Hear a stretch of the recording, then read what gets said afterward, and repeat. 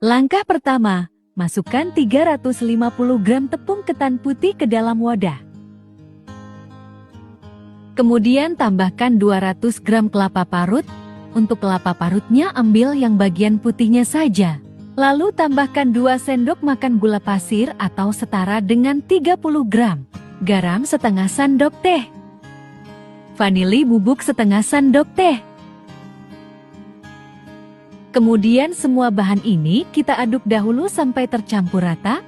Mengaduknya tidak perlu sambil ditekan, cukup diawur-awur saja sampai tercampur rata. Untuk mengaduknya bisa gunakan sendok ataupun tangan, pastikan tangannya juga harus bersih. Jika sudah tercampur rata semua seperti ini sudah cukup. Lalu kita tuang 200 ml santan hangat. Untuk santannya ini kita masukkan secara bertahap. Ini saya masukkan setengah bagian dahulu. Kemudian kita aduk sampai tercampur rata.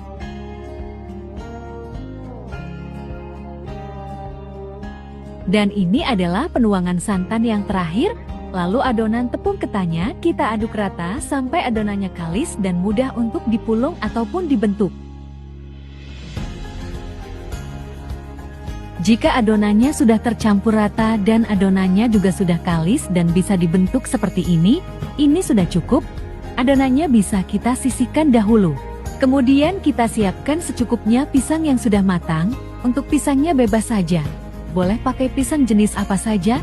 Kemudian pisangnya kita kupas. Lalu kita belah menjadi 2 bagian dahulu. Kemudian kita potong lagi menjadi 4 bagian. Untuk pisangnya ini saya tidak kupas semua supaya tidak cepat menghitam. Dan pisangnya juga tidak dipakai semua.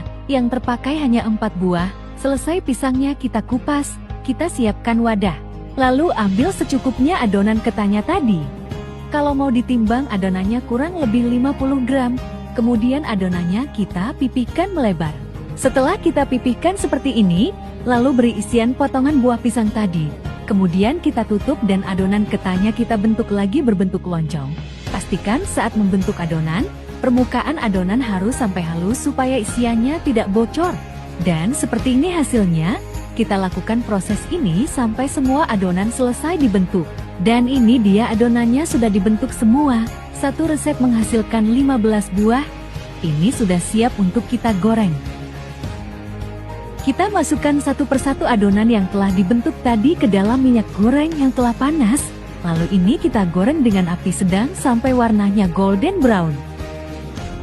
Jangan lupa kuenya kita bolak-balik supaya kedua sisinya matang merata.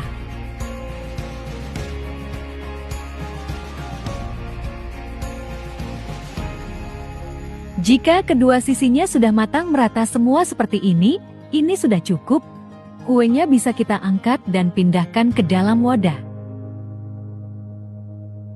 Dan ini dia adonannya sudah digoreng semua.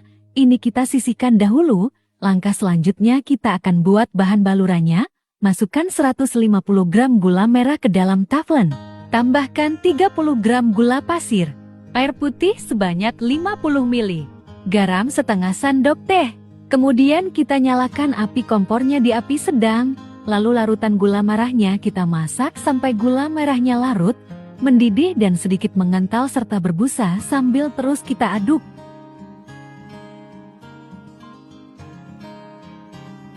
Jika larutan gula merahnya sudah larut, mendidih, berbusa dan sedikit mengental seperti ini sudah cukup. Kemudian kita masukkan kue ketan yang sudah digoreng tadi, lalu kita aduk cepat sampai tercampur rata.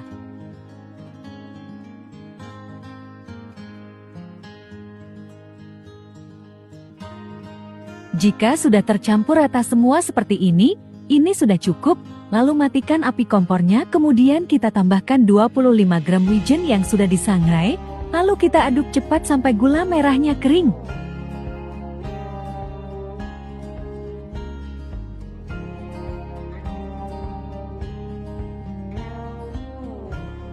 Jika gula merahnya sudah terasa kering seperti ini sudah cukup. Matikan api kompornya, lalu kuenya kita angkat dan pindahkan ke dalam wadah.